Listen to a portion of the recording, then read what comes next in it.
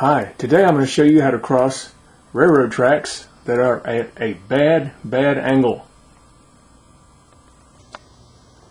The idea is for both your wheels to be at a 90-degree angle to both rails by the time you reach the crossing.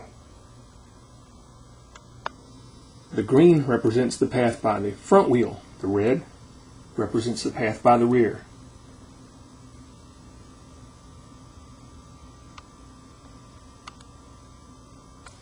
And if the piece of paper, which is recycled of course, represents the road, notice how you have to go to the center line and almost cross it. Or perhaps you will have to cross it in order to reach the 90-degree angle. For that to happen, you have to check for traffic in both directions before trying this. Here's the path you have to take if the rails come in from the left and go to the right. You have to start near the curb. After checking for traffic, get 90 degrees to the rails, you'll go almost to the center line and you'll straighten back out and then end up back toward the curb.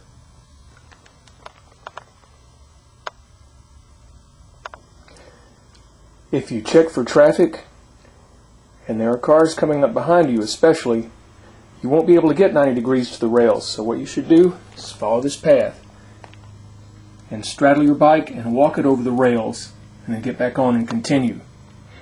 If you're unable to get 90 degrees and you try to ride over the rails can deflect your front wheel to one side, causing you to crash.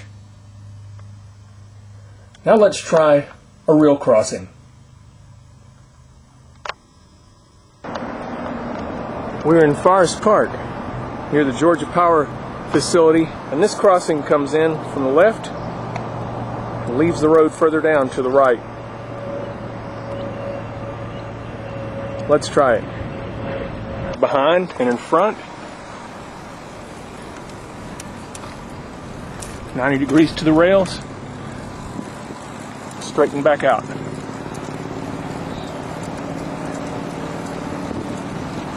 Let's do it going the other way. Again, check for traffic to the rear and ahead. Turn. Get 90 degrees to the rails. Get back close to the curb, straighten back out. Note that this type of track crossing is made from concrete slabs. You have to watch for gaps, so don't cross where the slabs come together. Always cross through the middle of them. If there's traffic, all you have to do is straddle your bike, walk it over the tracks. It's better to take a few moments doing this instead of being out of work or out of school for 2 months with a broken hip or worse. So that didn't take long. Let's try another one. Here at this crossing, the rails come in from the right and lead further down toward the left. It features several tracks. I probably won't be able to get quite to 90 degrees on all of them, but I'll do the best I can. Here we go. After checking for traffic, go toward the curb first, straighten out, close to 90 degrees as I can. Keep checking for traffic to see there's a car.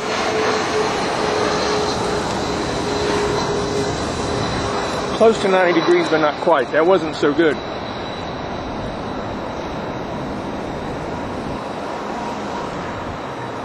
Let's try this one. Again, checking for traffic. Making sure I go between the slabs, straight across, and back toward the curb. I don't think I'm going to try that one again, but I'll have to on my way home. Now we're in Hapeville, near the original home of Chick-Fil-A. And these two tracks used to go to the Ford plant, but it's gone now. This one comes in from the left, leaves to the right, and there's two of them. And I have traffic coming. Normally I'd walk across, but this time I'm going to wait. Okay, I've stopped for the stop sign. Now I'm going to go I have to start near the curb, turn, get as close as I can to 90 degrees to both sets of rails.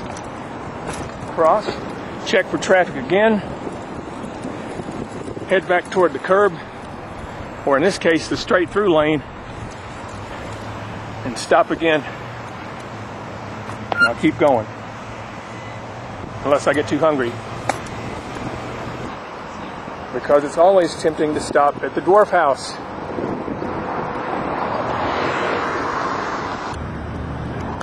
This is another asphalt crossing, but this has wood along beside the rails. If the wood becomes splintered, it can become very rough, and that's the case with this one, as it comes in from the left and leads further down to the right. You have to stop at the stop sign, check for traffic, try to find a smooth spot. That's too rough right there. So I'm going to go down a little bit further, turn really sharply, get 90 degrees to the rails, check for traffic again, straighten back out.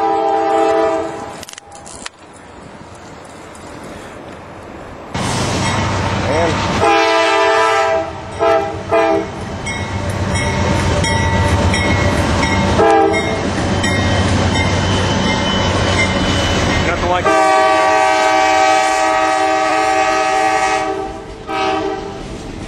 This is a triple crown train. Yes, those are trailers, tractor trailer trailers on the railroad. No flat cars.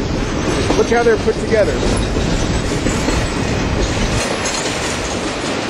Right, they have railroad wheels under trailers. Take a look how they're put together. As I ride alongside. Take a look and see how bad that last crossing really was. Notice the exposed bolts and the splintered wood. This one might be a good candidate for walking over.